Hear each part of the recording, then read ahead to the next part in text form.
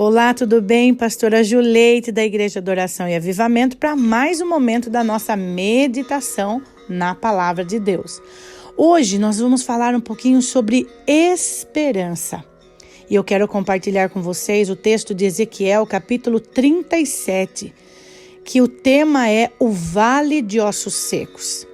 Eu vou ler alguns versículos aqui para você e depois eu trago o contexto para nós entendermos a respeito desta mensagem, tá bom? Versículo 7 diz assim: E eu profetizei conforme a ordem recebida. Enquanto profetizava, houve um barulho, um som de chocalho, e os ossos se juntaram, osso com osso. Olhei, e os ossos foram cobertos de tendões e de carne, e depois de pele, mas não havia espírito neles. A seguir, ele me disse: profetize ao Espírito, profetize, filho do homem, e diga-lhe: assim diz o soberano, o Senhor. Venha desde os quatro ventos, ó Espírito, e sopre dentro desses mortos para que vivam. Profetizei conforme a ordem recebida, e o Espírito entrou neles, e eles receberam vida e se puseram em pé. Era um exército enorme. Bom, queridos, eu quero compartilhar com vocês essa palavra tão tremenda que fala sobre esperança. Aqui Ezequiel, o profeta Ezequiel, ele teve uma visão, não é um fato literal, é uma visão que ele teve. E essa visão, ela está indicando o estado espiritual da nação de Israel.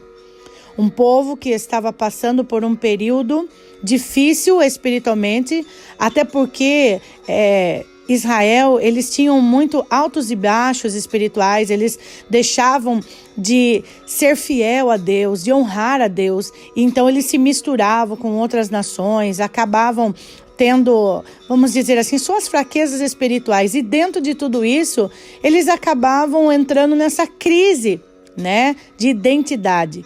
E aqui, o profeta, ele traz a respeito de uma visão que ele recebeu, o próprio Deus trazendo para ele aquilo que estava acontecendo com aquele povo.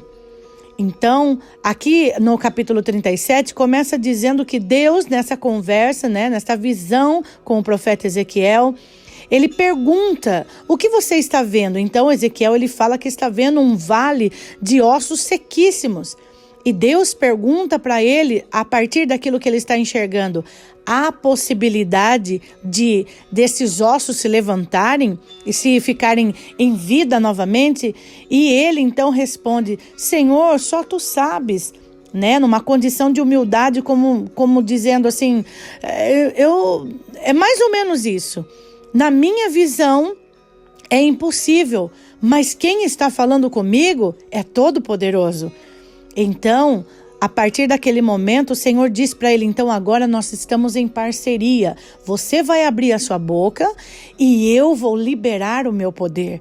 Então, conforme nós lemos aqui que ele obedeceu aquela ordenança, aquele momento que Deus disse para ele: abra a sua boca e declare, para que haja uma transformação nessa situação.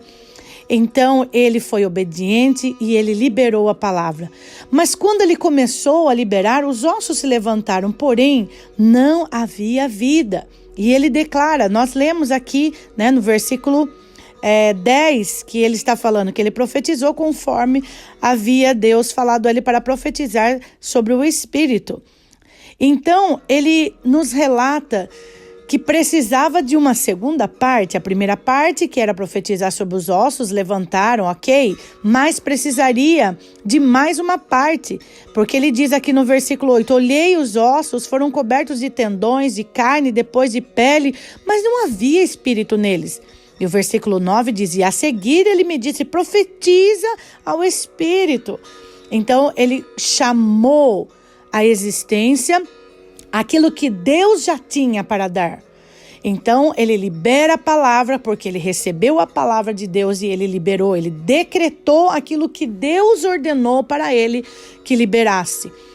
Então a palavra nos diz que a partir disso, então, aqueles ossos sequíssimos se levantaram, receberam vida e se tornaram um enorme exército.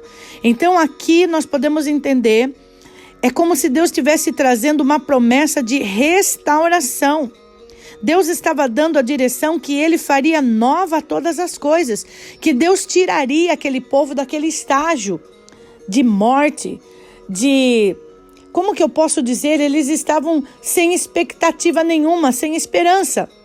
E o Deus da vida dá aquela visão ao profeta para que ele pudesse levar ao povo e recobrar o ânimo daquele povo e dizer para eles: tudo vai ser transformado. Diante desta palavra, diante dessa experiência, de Ezequiel, capítulo 37, que nós lemos, eu quero trazer essa mensagem de esperança para você.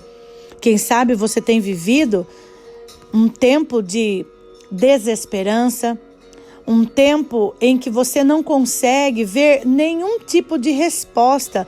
As coisas parecem que estão sequíssimas e sem saída.